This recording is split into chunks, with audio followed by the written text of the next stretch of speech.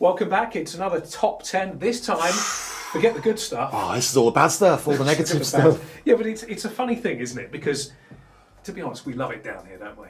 It's a beautiful place to live, yeah. but there's some frustration, and we got to do both sides. And something Cloud9 and you've always been amazing at is saying, look, this is the life you can have. However, here's a bit of truth as well. Do you know what? Nowhere's perfect, you know, and there's those little hidden grumbles, and I think sometimes you get that.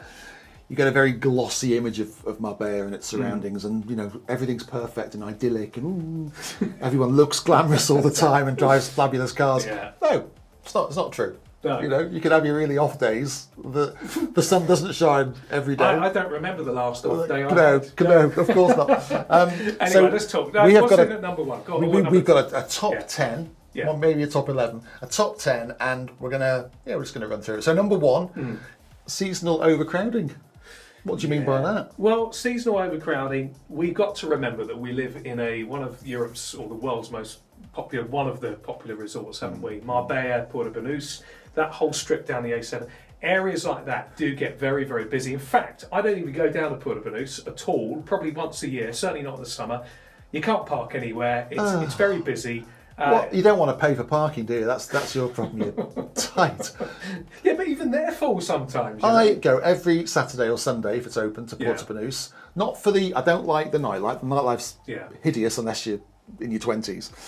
But the shopping is world class. Oh, it is good shopping down. It is world class. But July and August. That can afford it. Yeah, July and August is it does get overcrowded. And do you find yourself looking at tourists in July and August going, why are you here now? Yeah. I mean, okay, a lot of them got kids and they can only come in summer holidays. But you think, why choose come in September? Yeah. But it's nicer. No, but you can't. You see, the kids, the school holidays, I get it, you know. And we've taken some August holidays, and you think you're paying 3 times the amount. It's mega busy. But for us locals down here, it does get busy. So expect, I think, mid-July onwards to early September. We are very busy. It's down 6 here. weeks, and the traffic is heavier. The shops are busier. Never like ugh. It's never like going to like Selfridges or Harrods in London where it's busy. You know, lots and lots of people. It's always nice, but it's just a few too many people. Yeah. And the road, you know, if there's an accident on the road because there's no hard shoulder, it can clog it up. And that's it. But do you know what? 6 weeks of the year. Well, you see, if I could get out of here for those 6 weeks, I would. You should. It's been the plan for 25 years, and I've never achieved it. Because you always said to me, usually real estate should be quiet in August. Never is. Never is, though. It's all changed. What's in the second one? Coming in at number 2 is the high cost in prime areas. Now, I suppose that means like property and cost of living.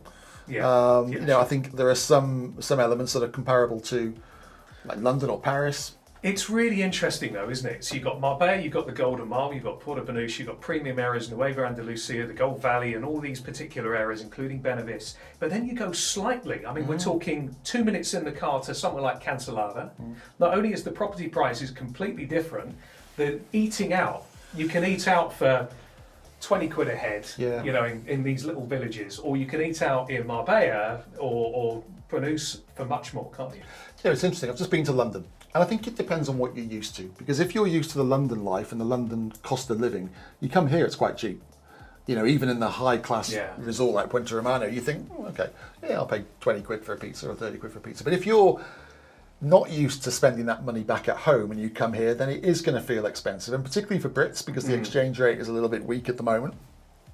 But we've had a lot of people coming from the States, from California, who think it's really cheap. And property's cheap. Everything's cheap. Yeah, and he's eating out, going back to that, you know, tipping and that. The tipping culture for the US is very different to the Med. Yeah.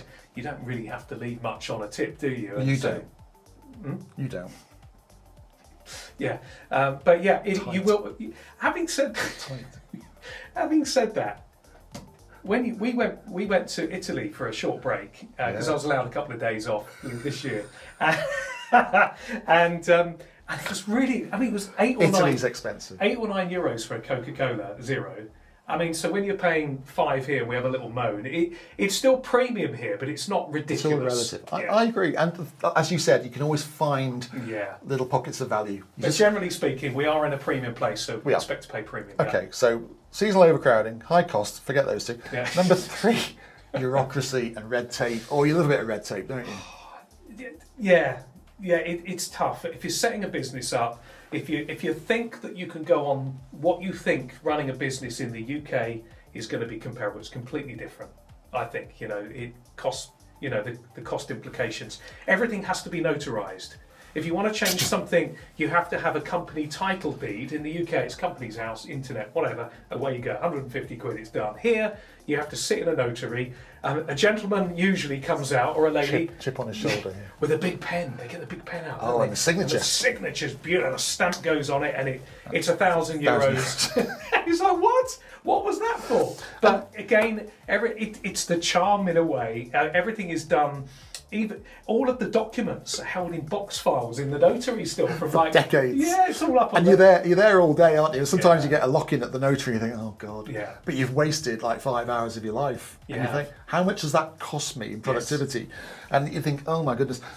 I think bureaucracy is the one thing that can drive people. The people who've emigrated here to start a new life. I think the bureaucracy is possibly the number one reason why they go home, because it is frustrating. Yeah. A lot of that is down to the fact that a lot of people who come here don't know any Spanish language skills, so they struggle anyway. But no, it can be slow, it can be confusing. It is getting better, but it's still a bugbear. It's still a frustration for anyone new. You've got to understand it. Having builders that show up and take 4 months to do a bathroom, for example, which happened to me recently. Only 4 months? And they do a bit, they come in, and then they go away, and they come out the next day for half an hour, and they've got their game. But you see, I think we've forgotten that other places as well, like the UK, are pretty bad as well. You get that there. I mean, I had a year in the UK in 2012, and trying to get a plumber, trying to get a builder. Right. And they Friday, 2 o'clock, I'm going home now. And you're like, hang on. Yeah, I've got no water. But it's weird. Like here, you have to go, if you want anything done at the bank, we do have bank branches here, which is great. But you go and you have to do everything in person. And it's like, ugh. Anyway, number 4. Rant over. What's number 4? Seasonal employment. So basically, many jobs, especially in hospitality or tourism, are temporary or low paid. I think that's changing, because I think we are getting a lot more entrepreneurs. Since COVID, a lot of people, talented people of a younger non-retirement age, are coming over here, and they still want to be busy. They still want to do tech startups, and they want to be, they want to create Marbella as this business hub. So I think it is changing, but of course it's that yin yang, isn't it?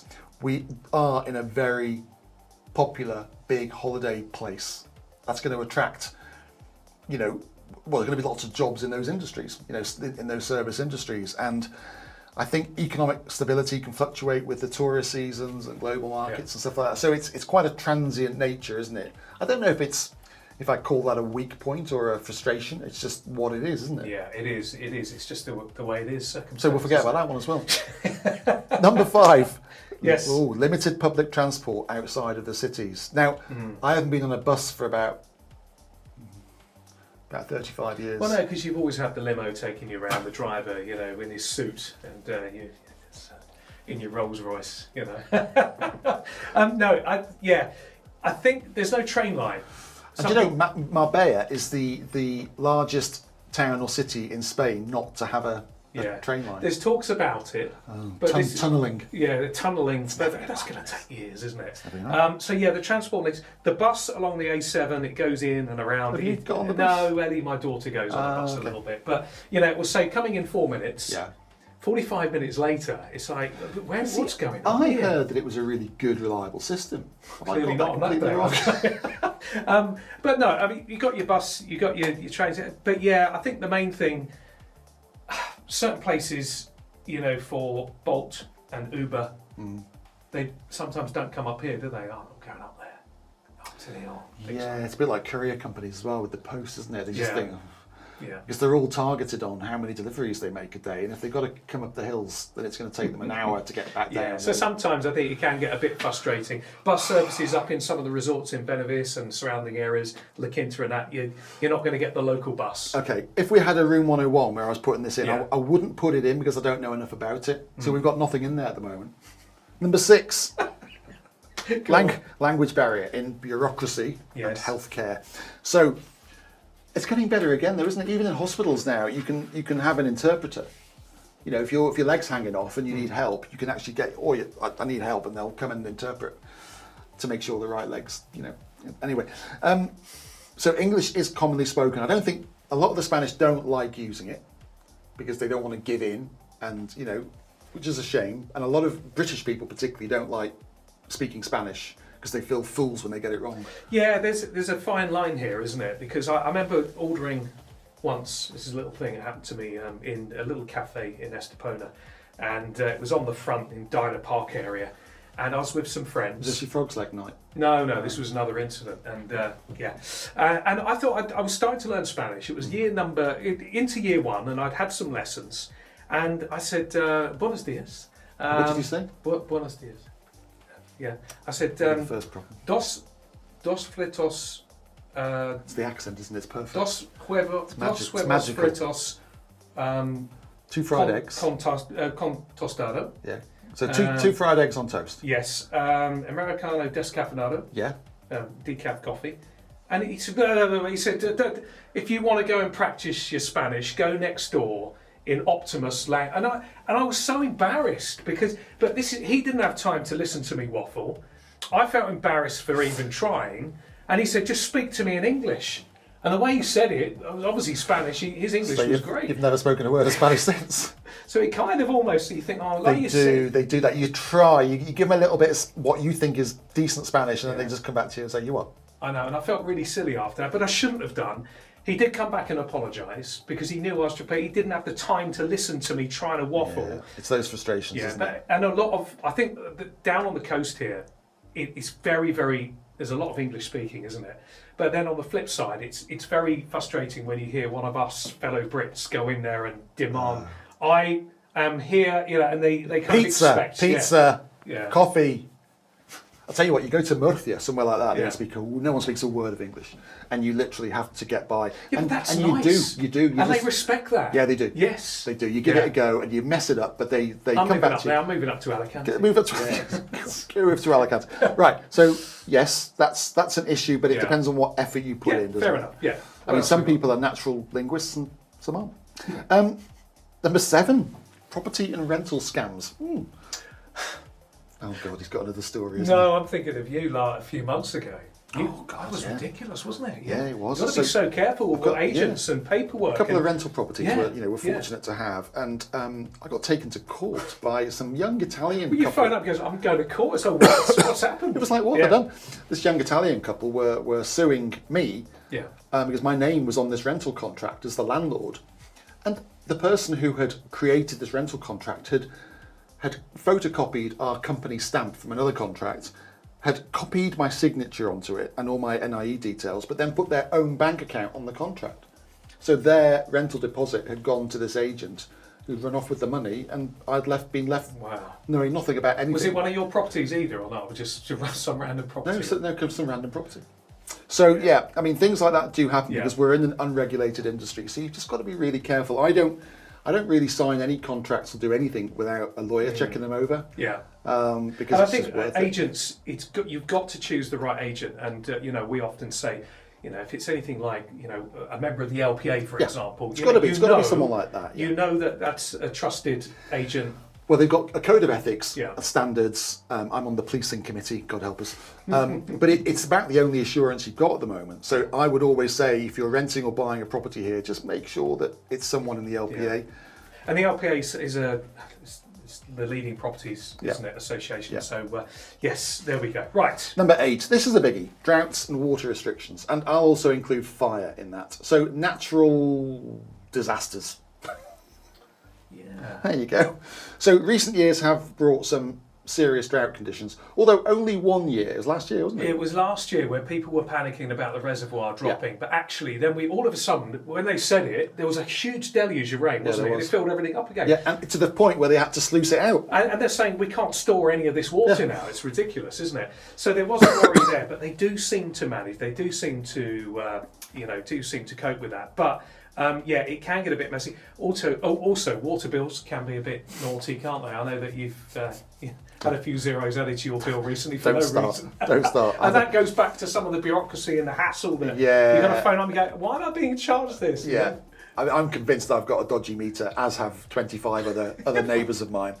And anyway, that's a long story. Anyway, That'll be for another episode. thing. Yeah, absolutely. Fire. There is a risk of fire, but what I find amazing down here on the Costa del Sol and Portugal and most of Spain, the bomberos, the fire brigade, know exactly what they're doing, and they are absolutely incredible at dealing with these big forest fires. They can be scary. The bomberos or the fires, probably the fires more, but they know what they're doing with it. I mean, like you say, they start fires in other places to link them up and move them away, and it's incredible. It is. There's a real art to it, and they invest a huge amount of money in the services, as do the communities here.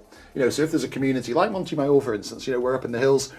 We do border a lot of green zones, so it's in our interest to make sure we've got fire breaks between us and those nature reserves, but also that we have hydrants, lots of hydrants. So if there is a problem inside our community, we can address it straight away. It is, and the authorities are straight on it as well, aren't they? It did make me laugh, though. A funny story on one place where it had a lake. A rich man had a lake with lovely, beautiful carp, and the helicopter came and scooped buckets of water out, didn't it? Along with it, with the expensive carp that ended up being cooked on the fire. Yeah, bless them. Yeah, bless them. So if you walk in the hills and you see some fish in the forests, that's the reason why. Now, touch wood, there's been no major fires in our main area this year, to knowledge. It's normally maybe one a year or so, but we've been okay. And this time of year now, we're moving out of the high risk areas. And again, touch wood, not a lot of these fires, even the major ones, not a lot of them bother inhabitants and houses, because they're so skillful at moving them away into green zones. And they say that actually it's healthy for these green zones to recuperate after a fire. So if you're ever up in the mountains and you see like a strip that's cut out... Don't have a cigarette. It's called a fire break. Yeah, don't have a cigarette, don't have a barbecue, but it's actually a strip that's cut out as a fire break. So it doesn't jump. Exactly. Great. Number nine. Noise and overdevelopment in some areas. I wouldn't put that one in. I've only got my droughts in so far. What do you think? Noise. I think it goes back to the peak seasons, doesn't it? Where you can have a lovely life, and then all of a sudden you get someone maybe renting a property for a week or two with a noisy family, or they like a bit of late night, and you're like, oh. Yeah, a friend of mine lives up in one of the in Benavís, one of the resorts up there, and he's got a nice villa, but behind him they've got a rental villa. And some hen party, and this is why some of the communities are a little bit sort of putting a stop on some of these short breaks, aren't they?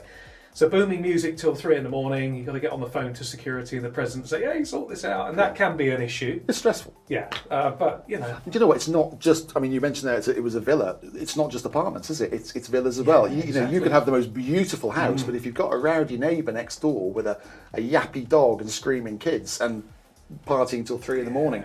So it doesn't always have to be an apartment. Overdevelopment. Well, we are seeing a lot of development. Is it overdeveloped? I think if you put a drone up, which you shouldn't, if you put a drone up above the Costa del Sol and flew it over, you'd see that actually there's not a huge amount of development. No. Okay, certain places. We haven't got high rises. No, and then so much green zone. Yeah, it's unbelievable. Yeah. Number 10. Cultural adjustment. So it's adjusting to the slower pace, the afternoon siestas. I do like an afternoon siesta. The sense of time. It can be frustrating, can't it? Integration does take a bit of patience. It does take, and we've kind of almost talked about all of those, really. It's about the language, the fact that things take a little bit longer, although it's getting more levelled up now. Well, it used to be like a builder or somebody would say, I'll see you on Tuesday, and they wouldn't specify which Tuesday. That's right, next year. Even facts, absolutely. So it is about adjusting, getting used to the cultural differences and things. Because I think if you fight it, that becomes really stressful. Oh, no, you can't. Yeah. If you phone up the electric company because very often what they'll do is they'll say, we're coming around on Tuesday. They won't give you a time, and they'll just literally turn up. And if you're not in, well, that's it. You've lost your chance. Yeah. So I think you just, it is frustrating, but do you want to be here badly enough to absorb those frustrations? Yeah, exactly. We often talk about this, don't we? Yeah. When say, well, look, you're living here, you've got to put up with a few things. If you want the life, if you want the sun, if you want the most beautiful kind of lifestyle, then you've got to put up with some of these things as well. A few niggles. And you know what? Going through these, they're all doable, aren't they? That's not the whole point of this show, you know that. Oh. But no, you're absolutely right. They're okay. And in fact, wherever you come from in the world, there's going to be niggles and there's going to be, So, question is, we've done the the good. We've done the 10 good things. We've done the 10 bad things. Ugly? No, maybe not. Anyway, that's it. That's your top 10 frustrating things. I don't know if these are that bad. Now, if you've got any worse ones of Spain, any personal experience you want to leave your comments, please let us know in the comments section. You've opened the floodgates now, haven't you? I know, it could be. We'd love to hear from you. Don't forget to follow, like, share, and just share this with anyone that perhaps wants to watch us. Or even if they don't. Yeah, and if you're thinking about moving to the Costa del Sol, look, we'll always be very, very happy to talk you through our personal experiences in more detail. Yeah. And we'll look forward to seeing you on the next one. What are we going to do next? I don't know. We'll think of something. Watch this space. See you next time.